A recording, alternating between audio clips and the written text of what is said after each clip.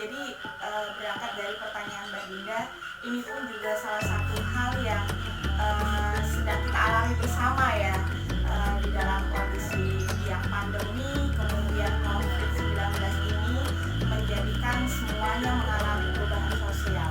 Nah, perubahan sosial yang mungkin yang kemudian menimbulkan pertanyaan, latarnya kenapa miring? Itu bukan latarnya, tapi kameranya. Lanjut nonton yuk. Oke, assalamualaikum warahmatullahi wabarakatuh. Ya, kembali lagi sama saya sekarang Dinda ya. Mungkin ada yang sedikit berbeda sekarang karena saya bersama ibu cantik. ya, Mbak Dinda bisa. Ya, jadi saya sekarang lagi sama ibu dia, salah satu dosen yang ada di Sosiologi Universitas Bengkulu.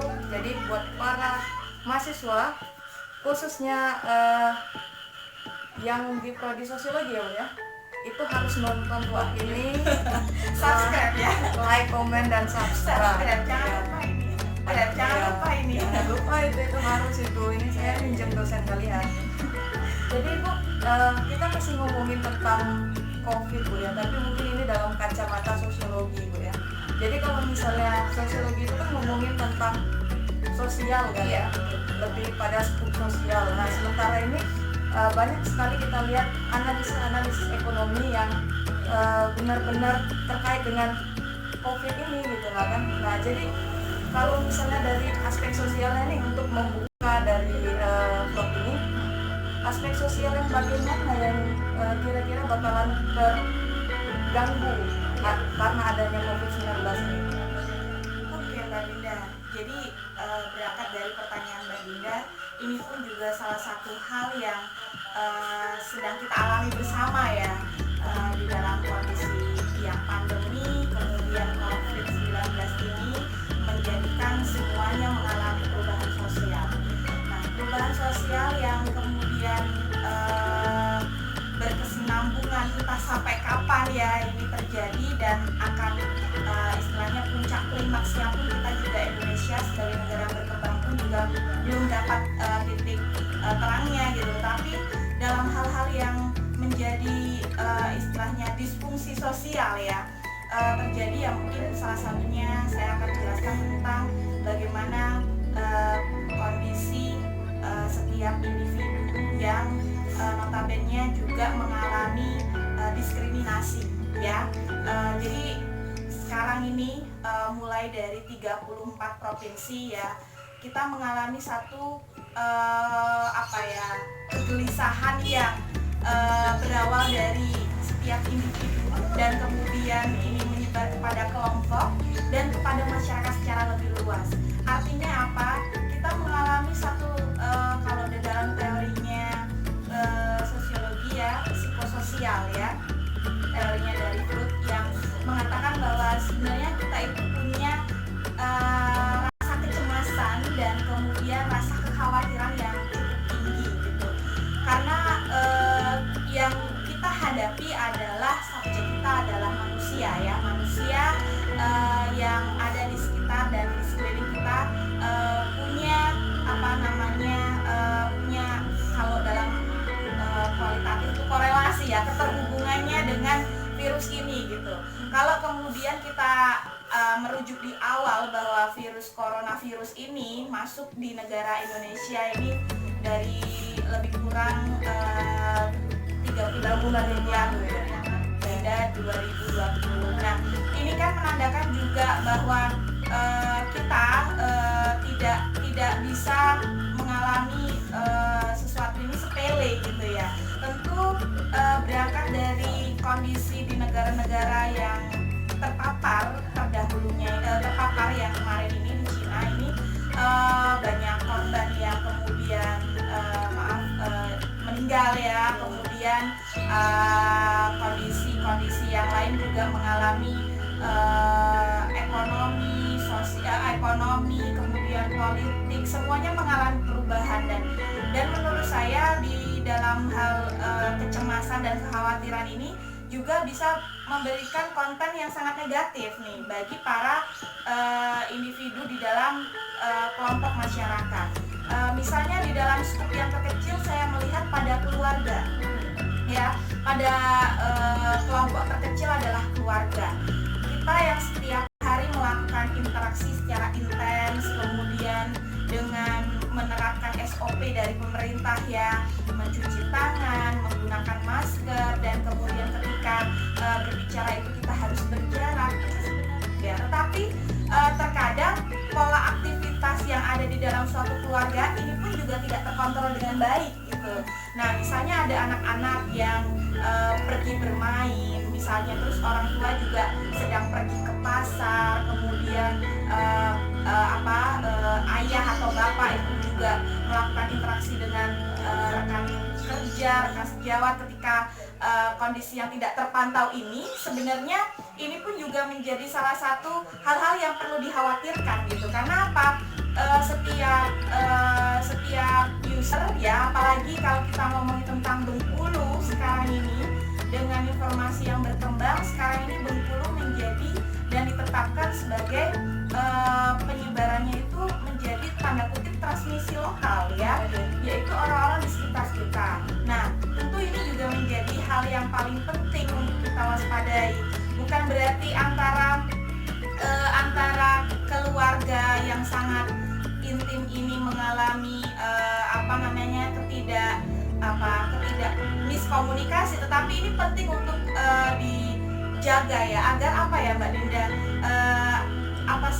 suatu keterangan itu sekarang ini penting untuk diulas. Ketika ada korban yang terpapar virus, ini kan diulas kemana saja dia pergi, misalnya berbelanja ke pasar, pergi ke toko A, B, C, dan D. Nah, kalau kemudian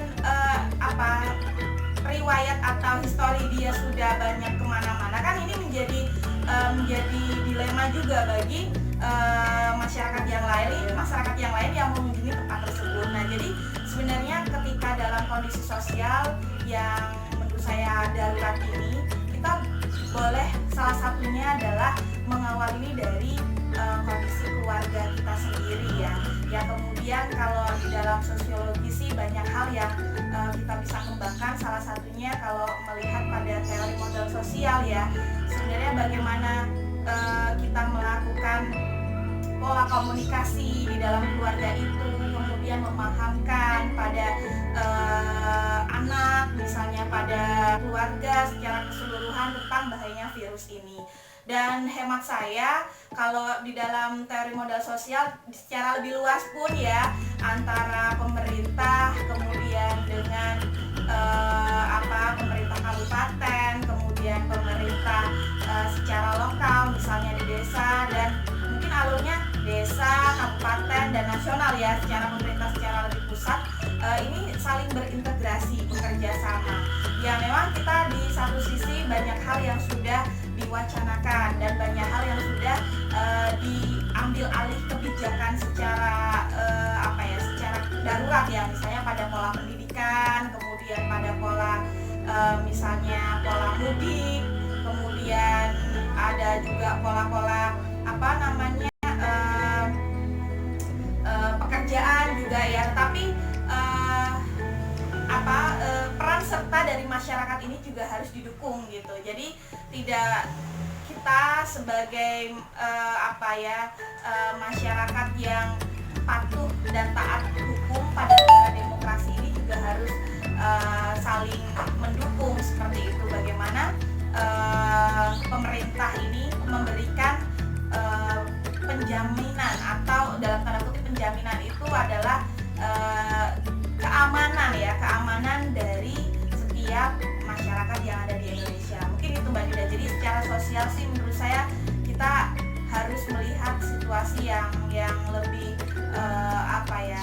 aktual gitu ya, karena seiring berkembangnya korban yang terpapar ini juga di Indonesia semakin bertambah gitu. Jadi apalagi kita sebagai salah satu wilayah kecil ya yang ada di Sumatera, misalnya Bengkulu ini, walaupun zona merah kita baru ditetapkan setelah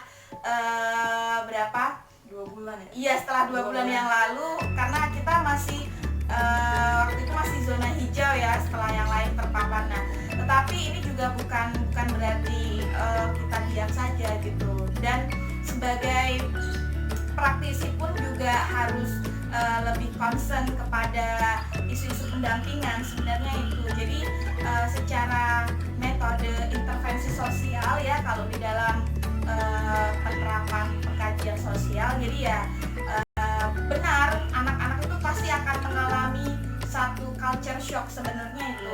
Jadi walaupun itu tidak terlihat dan tidak nampak, tapi dengan adanya kondisi pola edukasi yang dia dirumahkan gitu ya, sebenarnya dia mengalami itu. Nah, itu yang belum tergali dengan baik. Maka sebenarnya kalau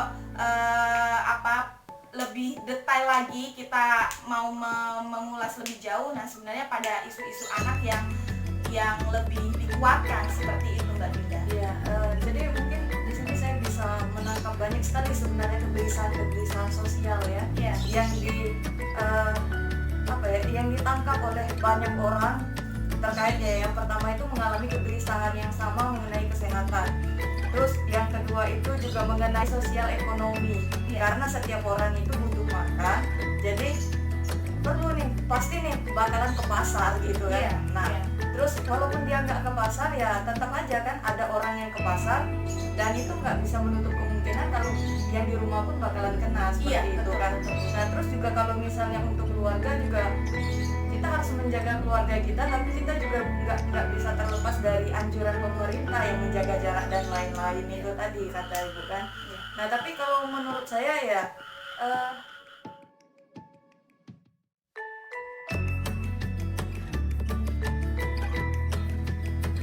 Oke, kalau menurut saya juga ya, kalau ngobrolin masalah pandemi ini dari berbagai sudut pandang, termasuk salah satunya adalah sudut pandang sosiologi, itu sangat luas dan banyak yang bakalan kita obrolin. Jadi mungkin nggak bisa kita habiskan hari ini ya.